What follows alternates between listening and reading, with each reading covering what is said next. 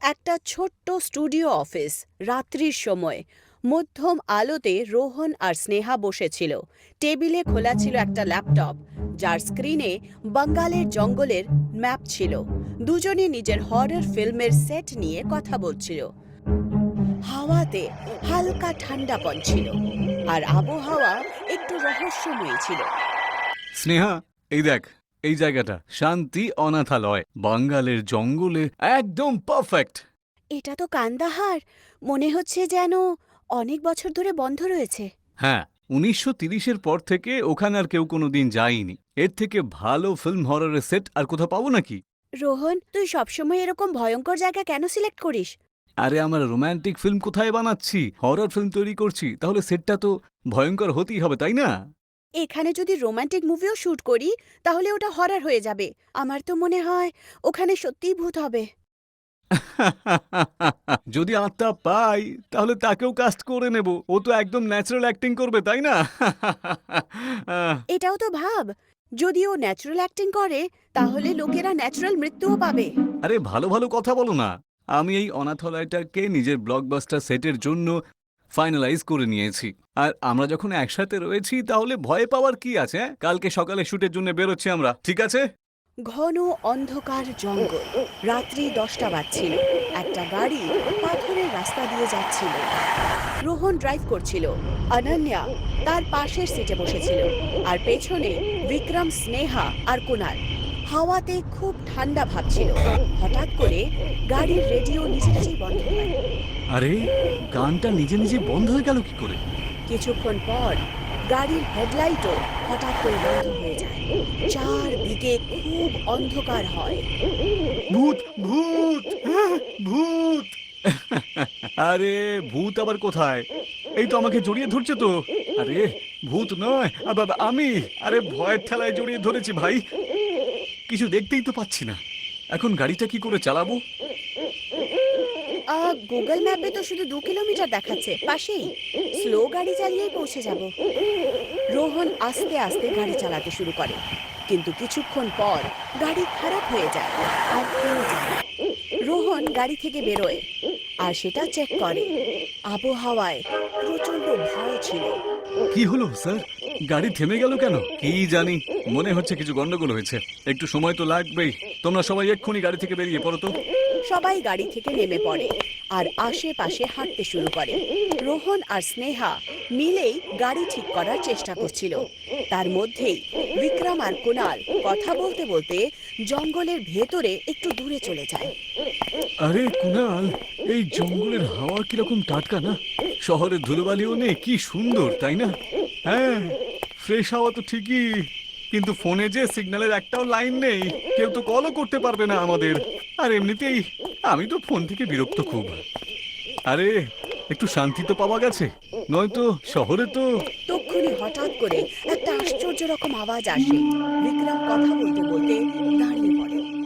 এটা আবার কিরকম আওয়াজ ছিল? দূর থেকে একটা সাদা ভয়ঙ্কর আকৃতি দেখতে পাওয়া যায়, যার মাথা ছিল না, আর সে আস্তে আস্তে তাদের দিকে এগোচ্ছিল।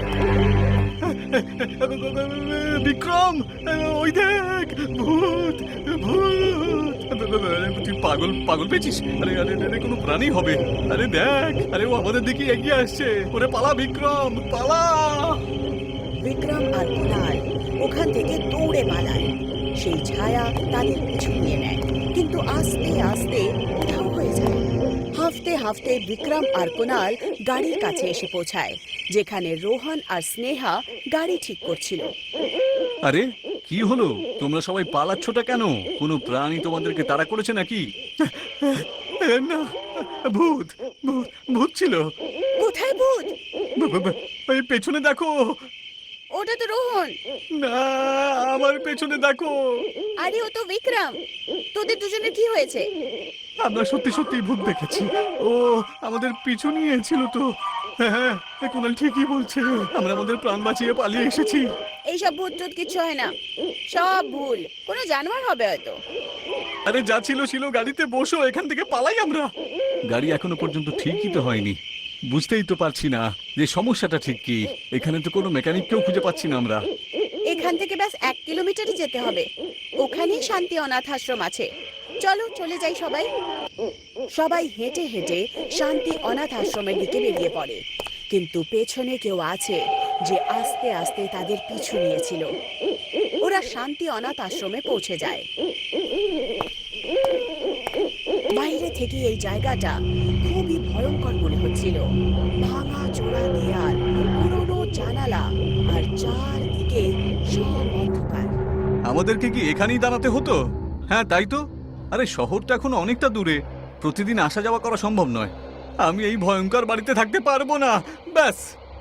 আরে ভয় পাচ্ছিস কেন? আমরা সবাই তো একসাথে আছি।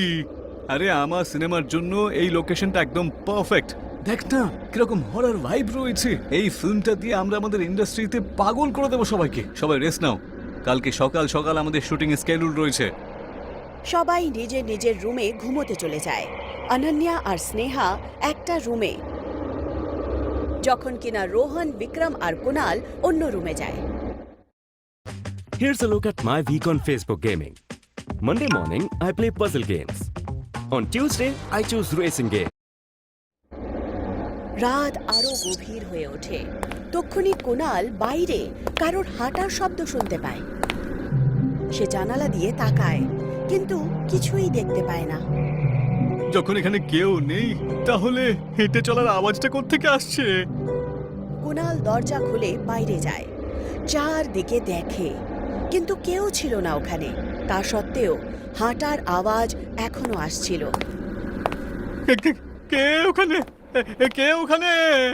কুনাল যেই মাত্র পেছনে ঘুরে, সে সেই ভয়ঙ্কর আকৃতি দেখতে পায়, মাথা কাটা, যেটা জঙ্গলে দেখতে পেয়েছিল। বাঁচাও, বাঁচাও, ভূত, ভূত! কুনাল হাঁপাতে হাঁপাতে নিজের রুমে পালিয়ে যায়। তার চিৎকার শুনে রোহন আর বিক্রমও জেগে যায়। কি হয়েছে? আরে ভূত ভূত কেন চিৎকার করছিস? আমি নিজের চোখে ভূতকে দেখেছি। ওই যে ওখানে ছিল, যে জঙ্গল আমরা দেখেছিলাম না, সেই ভূতটাই। আচ্ছা ঠিক আছে, চ গিয়ে দেখি একবার। রোহন, বিক্রম আর কুনাল তিনজনই ভয়ে ভয়ে বাইরে বেরিয়ে যায়।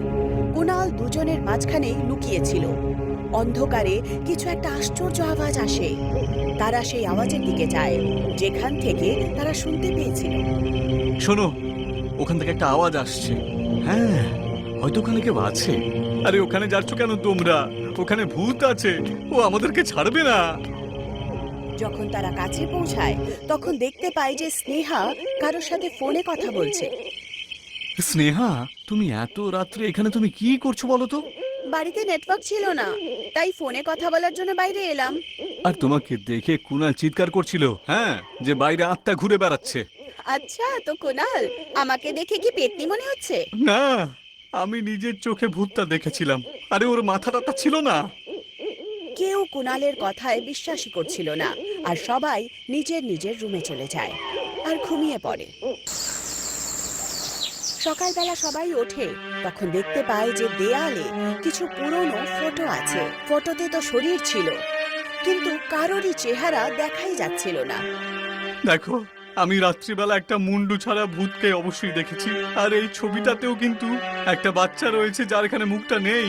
ধুস, আরে হতেও তো পারে রাত্রে তুই এই ছবিটাই দেখেছিস হয়তো, আর ভূত দেখতে পেয়েছিস। আচ্ছা ঠিক আছে, এখন আমাদের কাছে ফালতু সময় তো নেই, তাই না? বুঝেছো? এটাই হলো আমাদের সেট। তাহলে চলো সেটআপটা আমরা শুরু করে দিই। ক্রু শুটিং এর জন্য অনাথ আশ্রমে আসে।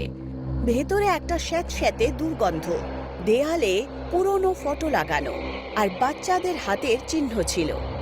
রোহন আর স্নেহা সেট আপ করছিল, বিক্রম ক্যামেরা অ্যাডজাস্ট করছিল, অনন্যা আর কুনাল স্ক্রিপ্ট পড়ছিল, আর মেকআপ আর্টিস্ট তাদের মেকআপ করছিল। সিন 1, শট 1, এটা হরর সিন। অনন্যা, তুমি করিডোরে পালিয়ে যাচ্ছ। কুনাল, তুমি আত্মার রোলটা করবে। Light ready? হ্যাঁ sir. Bikram, camera ready? Yes boss. কিন্তু আমার এই জায়গাটা না একেবারেই ভালো লাগেনি। এই ছবিগুলোর মধ্যে কারোর মুখ নেই কেন? বিক্রম, রিল্যাক্স, এইসব সেটেরই পার্ট।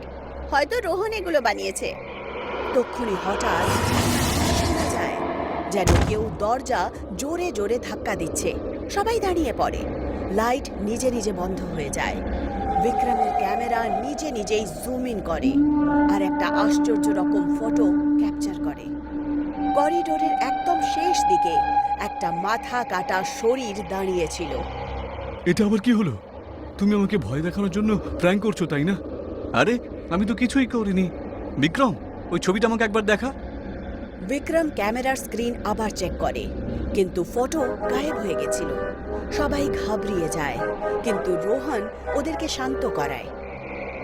আরে তোমরা ভয় পেও না, হয়তো লাইটিংয়েই কোনো সমস্যা হয়েছে। আচ্ছা চলো আমরা শুটিংটা শুরু করে দিই, সময় নষ্ট করলে চলবে না।